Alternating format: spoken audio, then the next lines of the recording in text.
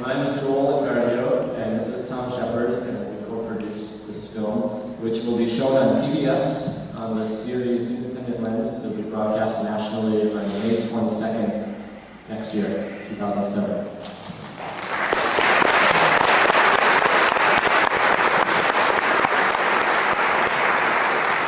I want to thank all of you for being here tonight and all of our panelists, and I'll just introduce them real quickly.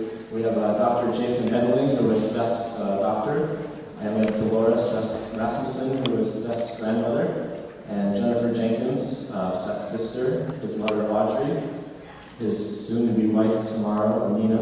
And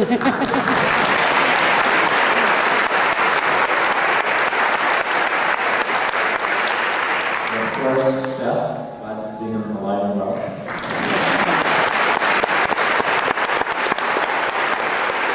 And there's Dad Ralph, who gave up 60% of his own river.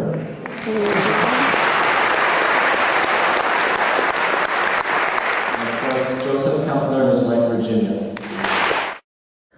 Have you prayed more the night before your surgery or the night before your wedding?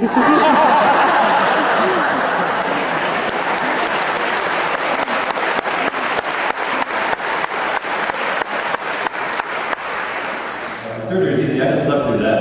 I can't sleep through the wedding, unfortunately. But no, it took a lot of family support and prayer to get through that ordeal there in California. And now I can say that the best years are definitely ahead, and I keep thanking Jehovah for all that He's given me. And tomorrow's another chapter of life. My question is for you, Joel. You said you were raised in the truth, or your mother became one of Jehovah's Witnesses. Did you ever think about dedicating your life as one of Jehovah's Witnesses? And if not, why so? And my second question was, how did you come about gathering the cast? Well, the first question, my mom is on my case all the time. So.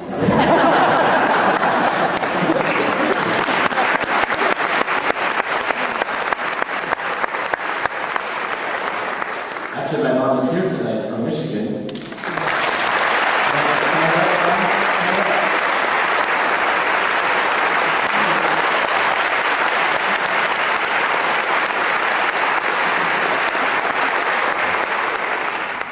So, but why make, well, let me just tell you why I wanted to make this film. I've been a journalist for about 10 years, and it's an incredible story that's not being told. And it's an experience that I saw firsthand as a kid, and so I knew some of the history and some of the background. And I don't agree with everything, and my mom and we have our disagreements, but we also respect each other. And then I thought, well, this is a good message just for our society now. Here I saw a great example of a religion that stood firm for its beliefs, and went door to door and was not afraid to spread their views. But at the same time, they weren't out, trying to be violent or trying to stop others from their own beliefs through a political process, like many religions do today. Kempler, someone asked them, how did they feel when they first approached to do this, and how difficult was it to go through this? Joel's direction was so unobtrusive. Normally, you are in front of the camera, you get sort of nervous and tongue-tied, and you get all kinds of negative reaction. But every one of us, we forgotten about the camera being there. It was scary for me. Joe looked forward to it and was glad to do it, but it was kind of scary. What surprised us was the generosity of spirit that Joel has had, because not every moment in all those hundreds of hours that we were followed around, not only at our home in San Francisco and in different places and in Europe, not every moment would we like to share with you. So it really is a kindness on Joel's part in editing it the way he did. And I'm very glad to be part of it. For those of you who are curious and want to see all the juicy moments that are not in the film, I urge you to buy the DVD, because there's 3 hours of outtakes if you haven't seen it.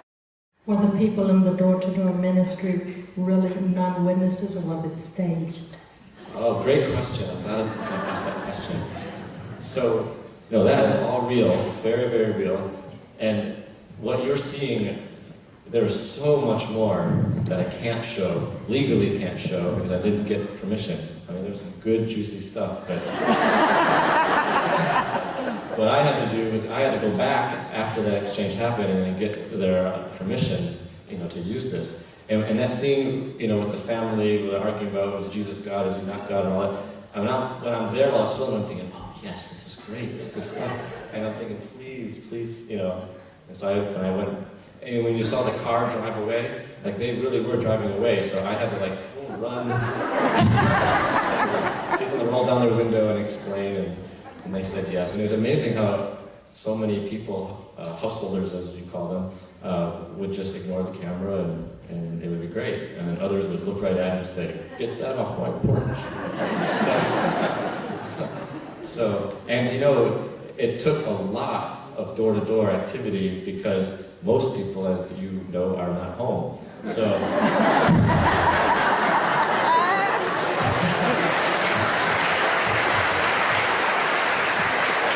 I'll throw a question to Tom, co-producer here, just to get your take on why you were drawn to work on this project and what you got out of it through the process.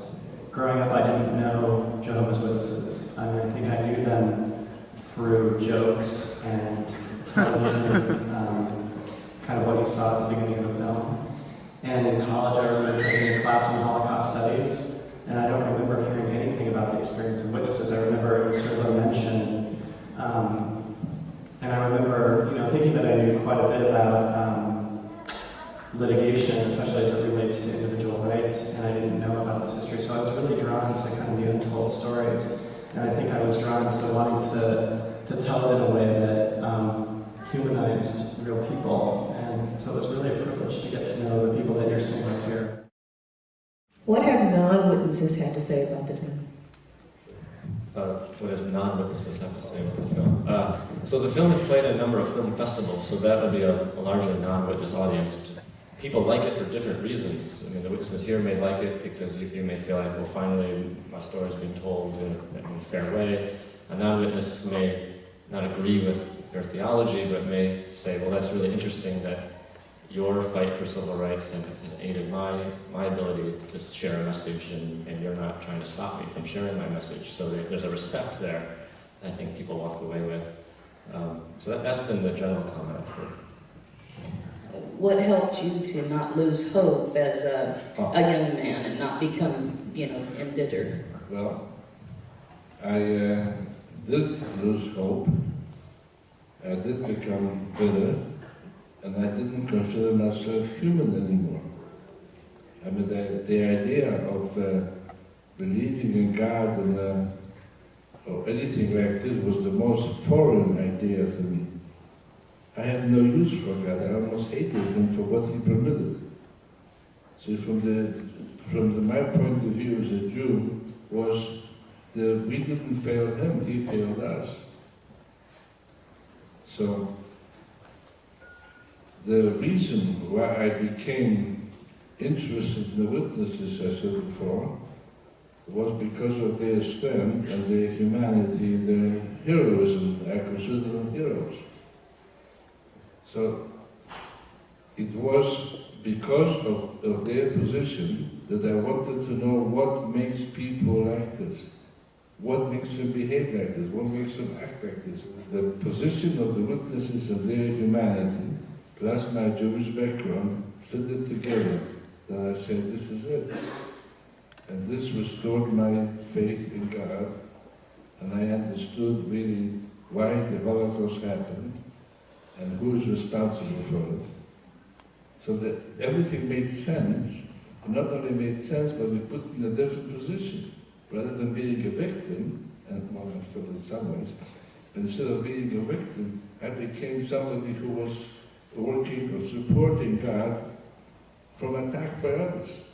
So this is a wonderful feeling to have, that instead of being a victim of God, you become a supporter of Him. Well, I'm going to make that the last word.